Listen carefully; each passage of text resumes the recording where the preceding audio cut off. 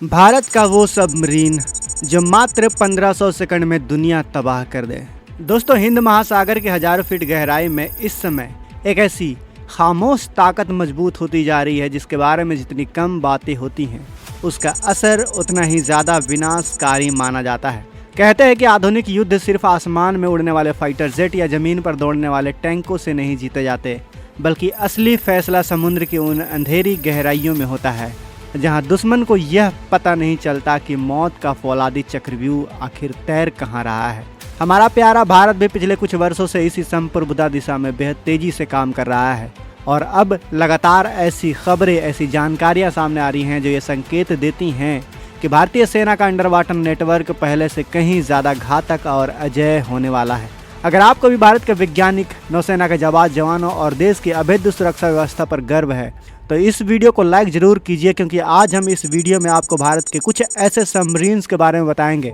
जो दुनिया के किसी भी देश में किसी भी कोने पर हमला करने की, स्ट्राइक करने की ताकत रखती हैं, जिन्हें अजेय माना जाता है और कहा जाता है कि अगर ये एक बार हमला कर दें तो समझो टारगेट पूरी तरह से तबाह हो जाएगा। दरअसल दोस्तों, किसी भी देश की नौसेना में सबमरीन सबसे घातक प्लेटफॉर्म इसलिए मानी जाती है क्योंकि इसका सबसे बड़ा हथियार इसकी विनाशकारी मारक क्षमता नहीं बल्कि इसका पानी के नीचे पूरी तरह से अदृश्य बने रहना होता है।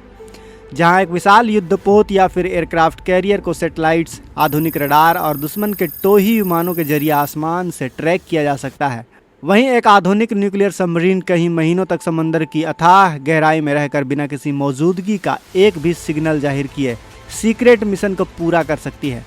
इसी वजह से दुनिया की बड़ी बड़ी सैन्य महाशक्तियों के बीच इस वक्त न्यूक्लियर पावर्ड सबमरीन के बेड़े को बढ़ाने की आक्रामक रेस चल रही है, जिसमें अमेरिका, रूस और चीन अरबों डॉलर का निवेश कर रहे हैं। लेकिन साल 2026 के इस नए दौर में भारत भी इस दौड़ में अपनी स्वतंत्र तकनीक के दम पर बहुत आगे निकल चुका है। अगर बिल्कुल आसान और रणनीतिक भाषा में समझे तो सबमरीन मुख्य रूप से दो तरीके की होती हैं। पहली होती हैं डीजल इलेक्ट्रिक सबमरीन, जो काफ़ी शांत और प्रभावी होती हैं, लेकिन उन्हें अपनी बैटरी को चार्ज करने के लिए हर 2 से 3 दिनों के अंदर समंदर की सतह पर आना पड़ता है या फिर स्नॉर्किंग करनी पड़ती है, जिससे दुश्मन के काउंटर रडार्स की नज़रों से आने का खतरा 100% तक बढ़ जाता है। दूसरी तरफ होती है nuclear powered ballistic missile submarine यानी SSBN, जिनका स्वदेशी परमाणु रिएक्टर उन्हें असीमित ऊर्जा देता है, यानी उन्हें तब तक पानी से बाहर आने की रत्ती भर भी ज़रूरत नहीं होती जब तक कि सैनिकों का राशन ख़त्म न हो जाए। इसका मतलब यह हुआ कि इसकी लंबी एंडोरेंस और सीक्रेट डिप्लॉयमेंट क्षमता दुश्मन के दिल में वो खौफ पैदा करती है जिसका कोई तोड़ फिलहाल किसी भी देश के पास मौजूद नहीं है, और यही इसकी खासियत दुनिया के हर देश को डरने पर मजबूर कर देती है। और भारत के पास पता है कितने SSBN सबमरीन मौजूद हैं? आपको जानकर यकीन नहीं होगा, लेकिन अब मैं जो आपको बताने वाला हूँ उसे बहुत ही गौर से सुनिएगा, क्योंकि यहीं से हमारे भारत की वो महान कहानी शुरू होती है जिसने चीन और पाकिस्तान के जनरल्स के पसीने छुड़ा दिए हैं। दरअसल भारत ने वर्षों की कड़ी रिसर्च और DRDO के तकनीकी विकास के बाद अपनी परमाणु शक्ति से चलने वाली पनडुब्बियां विकसित करने का सफर शुरू कर दिया है और उसके परिणाम पूरी दुनिया के सामने साफ दिखाई देने लगे हैं। देश के पास पहले ही स्वदेशी अरिहंत श्रेणी की पनडुब्बियां मौजूद हैं जिन्होंने भारत को समंदर से परमाणु पर शोध क्षमता वाली यानी सी बेस्ड न्यूक्लियर डिटरेंस से प्रदान करने और उनसे हमला करने, उनसे स्ट्राइक करने वाली न्यूक्लियर ट्राइड को पूरी तरह से कंप्लीट कर दिया है, जिसका सीधा मतलब यह है कि अगर दुश्मन ने कभी भारत के ज़मीनी मिसाइल साइलो या फिर वायुसेना के एयरबेसों को नष्ट भी कर दिया, तब भी समंदर की गहराई में छिपी हमारी यह सबमरीन महज 1500 सेकंड के भीतर जवाबी परमाणु हमला करके दुश्मन के पूरे एयरबेस को, पूरे दुश्मन के टुकड़ी को नक्शे से मिटाने का फौलादी मादा रखती है। इसके बाद भारत का अगला कड़ा कदम और भी ज़्यादा विनाशकारी माना जाता है और भी ज़्यादा घातक माना जाता है। अरिहंत के बाद अब अरिधमन श्रेणी के पनडुब्बियों को पहले से कहीं ज़्यादा घातक, पहले से ज़्यादा कहीं मारक क्षमता वाला आधुनिक सुनार प्रणालियों और आधुनिक पेलोड के साथ स्वदेशी फैक्ट्रियों में विकसित किया जा चुका है। रक्षा विशेषज्ञों का स्पष्ट मानना है कि जैसे जैसे इन अंडर वाटर प्लेटफॉर्म का विस्तार हो रहा है, भारतीय नौसेना की समुद्री मारक क्षमता इतनी अचूक हो चुकी है कि हिंद महासागर के भीतर चीन के जासूसी जहाज़ों और उनके न्यूक्लियर पनडुब्बियों का बच पाना, उनका निकल पाना पूरी तरह से नामुमकिन हो चुका है।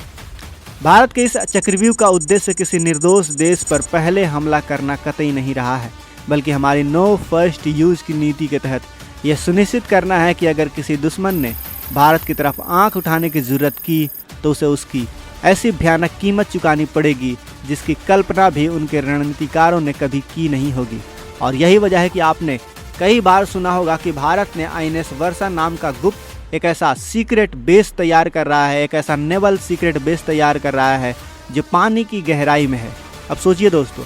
एक तो ये गुप्त क्लास की सबमरीन है जो किसी को भी नहीं पता होती है कि इस वक्त ये सबमरीन कहाँ मौजूद है। अमेरिका में है, अमेरिका के तट के पास हैं, अफ्रीका के तट के पास हैं, रूस के साइबेरिया में हैं, बर्फीले समुद्री क्षेत्र में हैं, या फिर पाकिस्तान के बेस पर हैं, या फिर चीन के नेवल बेस के आसपास ये डेरा जमाए बैठी हैं। कभी भी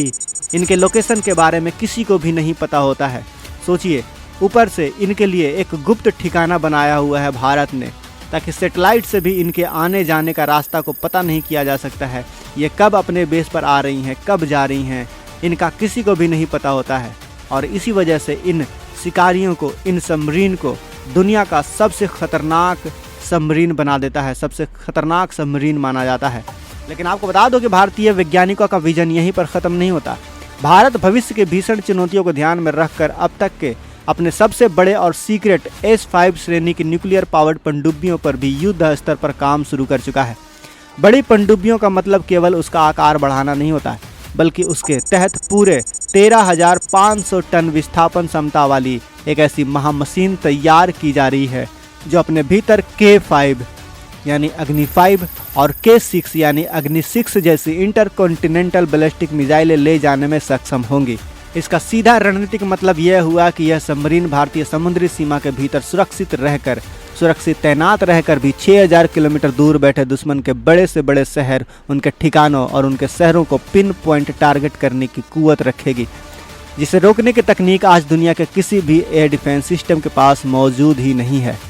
इसके साथ ही भारतीय नौसेना की आक्रामक रणनीति को धार देने के लिए एक और अत्यंत महत्वपूर्ण स्वदेशी परियोजना पर काम चालू किया जा चुका है, जिसे न्यूक्लियर पावर्ड अटैक सबमरीन यानी SSN कार्यक्रम कहा जाता है। इन हंटर किलर पनडुब्बियों का मुख्य उद्देश्य परमाणु बैलिस्टिक मिसाइलें ले जाना नहीं, बल्कि समंदर के भीतर अदृश्य रहकर दुश्मन के लड़ाकू युद्धपोतों, विमान वाहक पोतों और उनकी पनडुब्बियों की 24 घंटे पैनी निगरानी रखना तथा आवश्यकता पड़ने पर पलक झपकते उन्हें समंदर की गहराइयों में दफन कर देना है। उपलब्ध रक्षा इनपुट के अनुसार भारत इस दिशा में पूरे 6 स्वदेशी SSN बनाने की मंजूरी दे चुका है, जो भविष्य में हिंद महासागर में ड्रैगन की नौसैनिक दादागिरी को उसी की भाषा में न्यूट्रलाइज करने का हमारा सबसे अचूक हथियार साबित होगी। हाल के समय में कूटनीतिक गलियारों से एक और बड़ी चर्चा तेजी से सामने आ रही है कि भारत भविष्य में गाइडेड मिसाइल क्षमता वाले न्यूक्लियर सबमरीन यानी SSGN जैसी अत्यधिक उन्नत क्षमता की दिशा में अपने कदम आगे बढ़ा रहा है। इस श्रेणी की पनडुब्बियां अपने भीतर भारी मात्रा में लंबी दूरी की पारंपरिक क्रूज मिसाइलें जैसे कि ब्रह्मोस का अंडर वाटर वर्जन ले जाने में सक्षम होती हैं, जिससे समंदर के भीतर से ही दुश्मन के जमीनी ठिकानों पर मिसाइलों की ऐसी भयानक सुनामी लाई जा सकती है जिसे सैन्य विज्ञान में सैचुरेशन अटैक कहा जाता है। हालांकि इस बेहद गुप्त परियोजना के कई तकनीकी विवरण पूरी तरह से क्लासिफाइड हैं, अभी तक बाहर नहीं आई हैं, मगर यह साफ है कि भारत आने वाले कई दशकों की सुरक्षा जरूरतों को ध्यान में रखकर अपनी नौसैनिक रीढ़ को मजबूत कर रहा है। अगर इन सभी अभूतपूर्व पनडुब्बी परियोजनाओं को एक साथ जोड़कर देखा जाए तो यह साफ हो जाता है कि साल 2026 का यह नया भारत अब रक्षा मोर्चे पर अमेरिका के ऊपर, रूस के ऊपर, फ्रांस के ऊपर निर्भर नहीं रहना चाहता, बल्कि अपनी स्वतंत्र तकनीक, मेक इन इंडिया, रक्षा आत्मनिर्भरता के दम पर पूरे हिंद महासागर का नया बॉस बनने वाला है। किसी भी आधुनिक नौसेना की असली ताकत केवल पानी के ऊपर तैरते जहाज़ों की संख्या से नहीं मानी जाती दोस्तों, बल्कि इस बात से तय होती है कि वह समंदर की अथाह गहराइयों में कितनी प्रभावी, टिकाऊ और विश्वसनीय उपस्थिति बनाए रखती है। और भारत का यह परमाणु चक्रव्यूह ये साफ दर्शाता है कि भविष्य की इस वैश्विक रेस में भारत अब बहुत आगे निकल चुका है। और यही वजह है कि आज जब भारत की इन न्यूक्लियर पावर्ड सबमरीन परियोजनाओं की गूंज वैश्विक मंचों पर सुनाई देती है तो अमेरिका से लेकर चीन तक के रणनीतिकारों का मुंह खुला का खुला रह गया है। तो दोस्तों आज के इस वीडियो में बस इतना ही। वीडियो पसंद आई हो तो इस वीडियो को एक प्यारा सा लाइक ज़रूर करें। और आपको क्या लगता है, क्या ऐसे और भी पनडुब्बी भारतीय नौसेना के पास होनी चाहिए? क्या लगता है आपको? अपनी बहुमूल्य राय हमें नीचे कमेंट बॉक्स में ज़रूर बताएं। हम आपके हर एक राय को बहुत ही गौर से पढ़ते हैं। बाकी अगर आपने अभी तक इस चैनल को सब्सक्राइब नहीं किया है तो इस चैनल को भी सब्सक्राइब कर लें। साथ ही बगल में जो बेल आइकन का बटन है उस पर ऑल पर भी क्लिक कर लें। मिलते हैं अगले वीडियो में। जय हिंद, जय भारत।